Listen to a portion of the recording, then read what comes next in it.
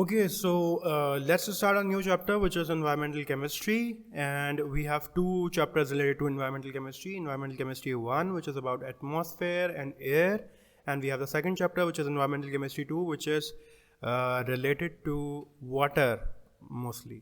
So in environmental chemistry, we actually deal with the chemical processes that occur in water, land, in our environment, and we look at the human activities, whatever we do. Like we use automobiles every day, we use different we perform different things, like we even breathe. When we breathe, we produce carbon dioxide. So whatever activities we perform in our daily life, they all are related to the environment, and that is why all these processes are very important for our environment. So whatever human activities or we are doing, okay, all those human activities, they are directly related to the environment, and whatever effect they are producing on the environment, all those things are combined in environmental chemistry, and we study all those activities and their effects on the environment.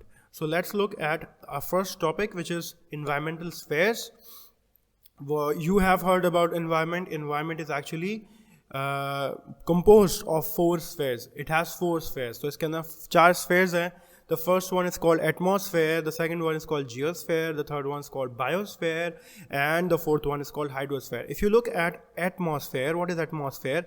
Atmosphere is actually the airy thing, okay? So all the gaseous part of our environment is called atmosphere. इसमें सारी gases आ जाती हैं, oxygen gas, carbon dioxide gas, okay? All these gases are actually they actually make up our atmosphere. The second part or the second sphere is called geosphere. Geosphere is actually the land part, okay?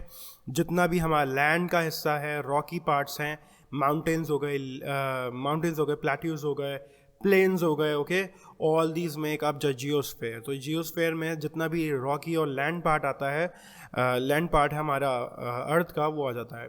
Then we have the biosphere. Biosphere में क्या है? Biosphere में life है, okay? Bio means life. So biosphere is actually the sphere in which we have all the living organisms. जितने भी living organisms हैं, plants हो गए, animals हो गए, human beings हो गए, all they make up the biosphere. And then we have the fourth sphere, which is called the hydrosphere. Hydrosphere कौन सा part है? Hydro means water, and it is the water part or the water bodies of our अर्थ. तो हमारी अर्थ में जितनी भी water bodies हैं, such as ocean, seas, rivers, okay, lakes, they make up hydrosphere. So hydrosphere is the water part. All these 4 spheres are very important, and they play a very important part in our environment, and they are actually making up the environment, okay? Let's look at the composition of the atmosphere. So atmosphere में हमारे पास gases हैं, और सबसे ज़्यादा जो composition जो percentage है gas की, that is nitrogen gas. If you look at the percentage, it is 78%. You should remember that. Oxygen makes up around 20% of our atmosphere. Argon makes up 0.93%, and carbon dioxide makes up 0.03%.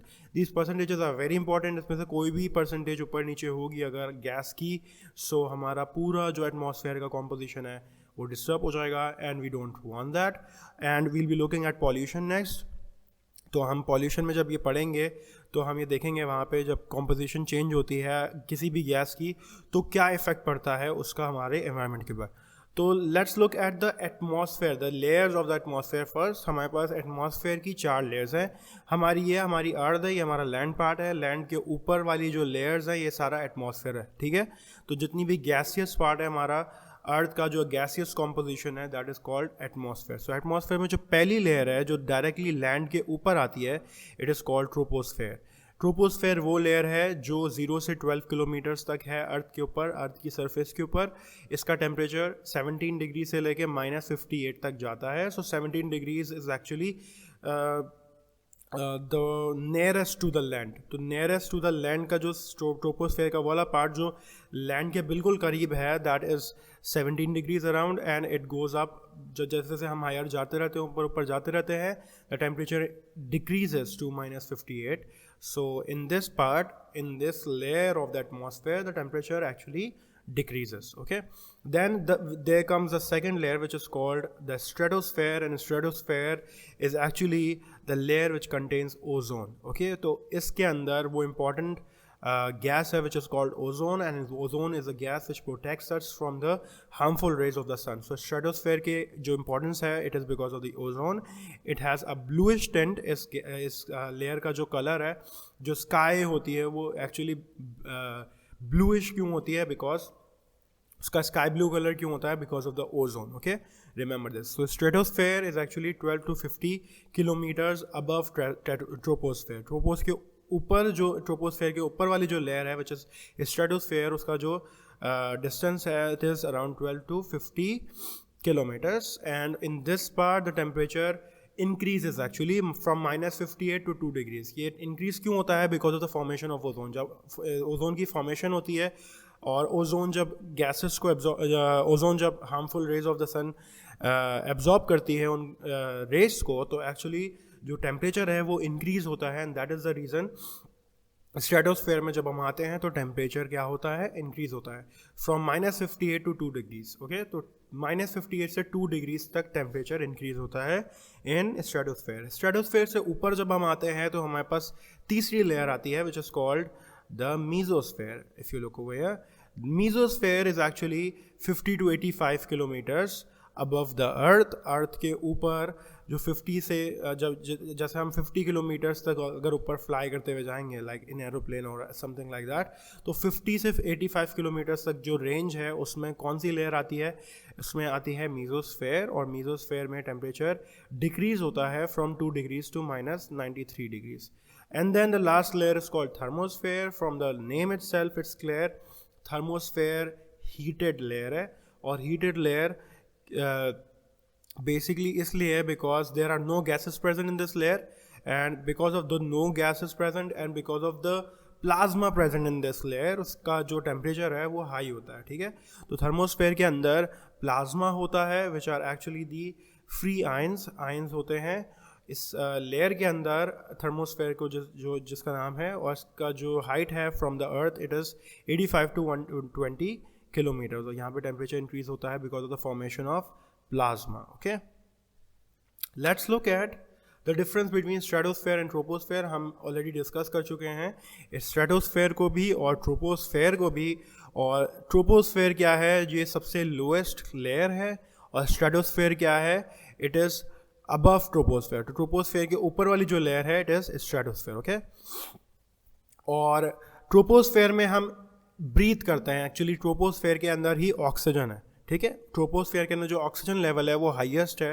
And this is the layer in which we can survive. इस layer के अंदर हम survive कर सकते हैं. अगर हम इससे ऊपर वाली लेयर्स में जाएंगे तो ऑक्सीजन की डेफिशिएंसी होती जाएगी, ऑक्सीजन कम होती जाएगी, और वहाँ पर जो टेम्परेचर चेंज है वो भी हम बर्दाश्त नहीं कर पाएंगे. सो बिकॉज ऑफ दैट हम सर्वाइव नहीं कर सकते. ठीक है, तो troposphere is the only layer जिसमें हम सर्वाइव कर सकते हैं because of the presence of oxygen. Troposphere के अंदर जितना हम ऊपर जाते रहेंगे टेम्परेचर इंक्रीज होता रहेगा, जबकि स्ट्रेटोस्फेयर के अंदर हम देखते हैं जितना हम ऊपर जाते रहते हैं टेम्परेचर इंक्रीज होता रहता है. ठीक है, तो ट्रोपोस्फेयर के अंदर टेम्परेचर डिक्रीज होता है, कम होता है, और स्ट्रेटोस्फेयर के अंदर जितना हम ऊपर जाएंगे टेम्परेचर इंक्रीज होता रहेगा. ट्रोपोस्फेयर की इंपॉर्टेंस क्यों है? ट्रोपोस्फेयर के अंदर इंपॉर्टेंस इसलिए है उसकी क्योंकि because it has the most important gases. इसके अंदर सबसे इंपॉर्टेंट गैसेस है ऑक्सीजन हो गई, carbon dioxide, all these gases, nitrogen, they are very important gases. और ये ट्रोपोस्फेयर के अंदर. स्ट्रेटोस्फेयर की इंपॉर्टेंस क्या है? स्ट्रेटोस्फेयर की इंपॉर्टेंस है बिकॉज ऑफ द ओजोन. इसके अंदर ओजोन है which protects us from the UV radiations of the sun. हम पढ़ेंगे अभी कि सन की बहुत हार्मफुल रेज हैं which are called ultraviolet rays, और स्ट्रेटोस्फेयर के अंदर जो ओजोन है वो हमें प्रोटेक्ट करती है from those UV radiations. Okay, so you should remember these differences between troposphere and stratosphere. Okay, let's look at air pollutants. Air pollutants क्या होते हैं? From the name itself, pollutants क्या है? Pollutants ऐसे substances हैं जो कि of course harmful है हमारे लिए, air के लिए, environment के लिए, प्लांट्स के लिए, एनिमल्स के लिए, हर चीज़ के लिए, एनवायरनमेंट हर चीज़ के लिए हार्मफुल हैं.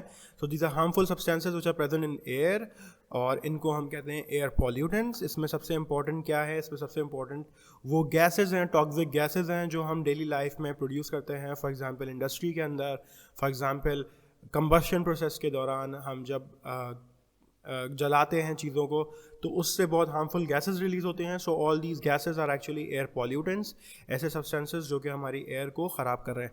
हर सब्सटेंस की एक कंसंट्रेशन है, बहुत इंपॉर्टेंट है। हर सब्सटेंस की एयर के अंदर एक पर्टिकुलर कंसंट्रेशन, अगर वो कंसंट्रेशन चेंज हो जाए तो वो हमारे लिए हार्मफुल हो जाएगी। एयर पॉल्यूटेंट्स में सबसे जो इम्पॉर्टेंट एयर पॉल्यूशन का जो सबसे इम्पॉर्टेंट इफेक्ट है वो हमारे वेदर के ऊपर पड़ता है, हमारी ह्यूमन हेल्थ के ऊपर पड़ता है, प्लांट्स के ऊपर पड़ता है और हमारी बिल्डिंग्स जो हम बनाते हैं उनके ऊपर पड़ता है। पॉल्यूटेंट्स और कंटेमिनेंट्स दोनों में डिफरेंसेस आपको पता होना चाहिए। पॉल्यूटेंट्स क्या है? Pollutants are the substances which cause pollution. Okay, ऐसे सब्सटेंसेस जो कि पॉल्यूशन कॉज करें दे आर पॉल्यूटेंट्स। और कंटेमिनेंट्स क्या है? They are the impure substances. किसी चीज़ के अंदर इम्प्योरिटी को कंटेमिनेंट कहते हैं। तो रिमेंबर द डिफरेंस, पॉल्यूटेंट और कंटेमिनेंट के बीच में डिफरेंस याद रखिएगा। Okay, let's look at the classes of air pollutants. हमारे पास दो क्लासेस हैं, पहली है प्राइमरी पॉल्यूटेंट्स और दूसरी क्लास कहलाती है सेकेंडरी पॉल्यूटेंट्स। प्राइमरी पॉल्यूटेंट्स में क्या आ जाता है? प्राइमरी पॉल्यूटेंट्स में वो सारे वेस्ट और एग्जॉस्ट प्रोडक्ट्स आ जाती हैं जो हम फॉसिल फ्यूल्स जलाने में प्रोड्यूस कर रहे होते हैं। फॉसिल फ्यूल्स क्या हैं? जैसे कि ऑयल हो गया, गैसेस हो गई, नेचुरल गैस, हम सबके घर में चूल्हा जलता है, हम सब पेट्रोल यूज़ करते हैं, डीजल यूज़ करते हैं। तो कंबशन के दौरान जो गैसेस रिलीज होती हैं such as SO2, SO3, CO2, CO which is carbon monoxide, NO nitric oxide, all these gases are actually called primary pollutants. Okay, they are classified as primary pollutants. So secondary pollutants क्या है? Secondary pollutants कुछ acids हैं जैसे कि sulphuric acid, carbonic acid, nitric acid, hydrofluoric acid, these are called secondary pollutants. So primary pollutant के reaction से जो acids produce होते हैं they are considered as secondary pollutants. So primary pollutants combustion के दौरान जो पॉल्यूटेंट्स रिलीज होते हैं, गैसेस रिलीज होती हैं, they are primary. And primary से जो नए सब्सटेंसेस बनते हैं such as carbonic, sulphuric acid, nitric acid, they are called secondary pollutants. So हम यहाँ पे लेक्चर को यहीं पर ही स्टॉप करते हैं। I hope it was clear. If you have any question you can ask me in the comment box. Thank you so much.